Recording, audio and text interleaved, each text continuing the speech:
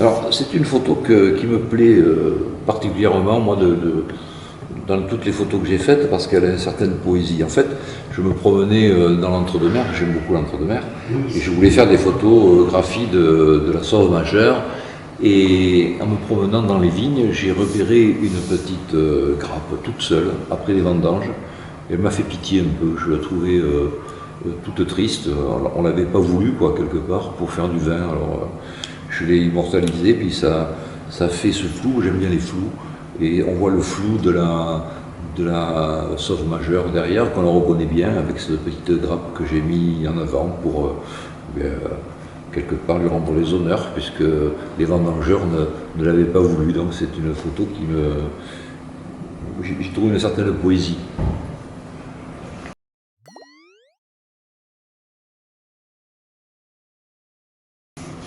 Alors peut-être que je devrais me faire psychanalyser, parce qu'effectivement prendre des serrures et des verrous, ça dénote peut-être un problème psychologique, un blocage peut-être. Enfin, les verrous, ils ont vocation à être ouverts, hein. Donc le verrou, c'est un symbole aussi, et les détails, eh bien, parce que de tout temps, hein, puisque j'ai appris la photo très jeune, j'ai été passionné par les détails, notamment les détails des objets manufacturés par l'homme, donc tout ce qui est taille de pierre, ou tout ce qui est tout ce qui a été réalisé par des forgerons, etc., dans les verrous, pardon. Et les verrous, on y voit la marque de l'outil qui a forgé cet appareil, qui est un appareil de fermeture, et j'y vois l'éternité du geste, en fait, parce que le verrou, en fait, il a une éternité d'un double geste de celui qui l'a fait et de celui qui s'en est servi pendant parfois des siècles, hein, des générations, des générations. Et moi, j'y vois derrière tout ça la main de celui qui l'a fait, et la main, c'est ni plus ni moins que l'outil de l'intelligence, hein, c'est le prolongement du cerveau qui a fabriqué ces objets. Donc je vois derrière la personne qui a fabriqué l'objet, et quelque part son intelligence. Donc il a une certaine immortalité pour moi.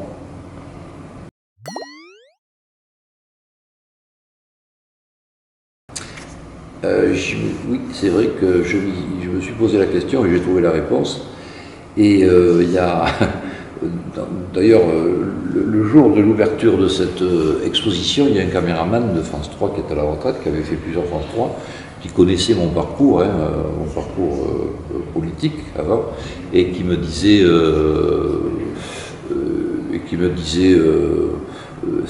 je sais que vous avez rencontré beaucoup de gens pendant votre carrière, etc., beaucoup de monde, et parce qu'il n'y a pas de personnage dans votre exposition. Et j'y ai réfléchi, j'ai dû faire ça certainement de manière inconsciente, mais c'est vrai que mes fonctions d'élu pendant plus d'un quart de siècle, où j'ai rencontré des milliers de gens, peut-être que c'est pas que j'avais trop vu de monde, mais j'avais envie de m'échapper peut-être ailleurs par l'intermédiaire de mes photographies. C'est pour ça qu'il y a peu de personnages. Il y en a un seul, c'est Roland Plagne, qui est un personnage assez particulier, mais lui, il est facile à prendre en photo, parce que quelles que soient les photos qu'on peut faire de Roland Plagne, c'est toujours un portrait réussi, parce qu'il a une gueule.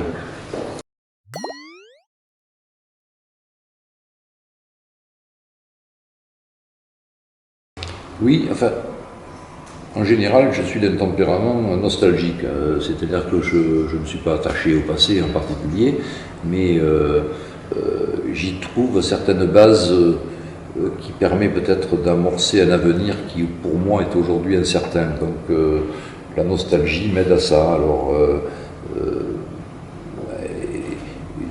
le passé m'a toujours passionné. Et puis, si on peut résumer ça d'une phrase, il y avait un homme de lettres qui s'appelait De Chartres, qui avait dit « S'intéresser au passé n'est point être passéiste, mais c'est savoir se percher sur les épaules des anciens pour voir plus loin qu'eux. » Donc cette nostalgie du passé m'amène toujours à réfléchir sur l'avenir que l'on peut bâtir, sur ce qu'avaient pensé les autres.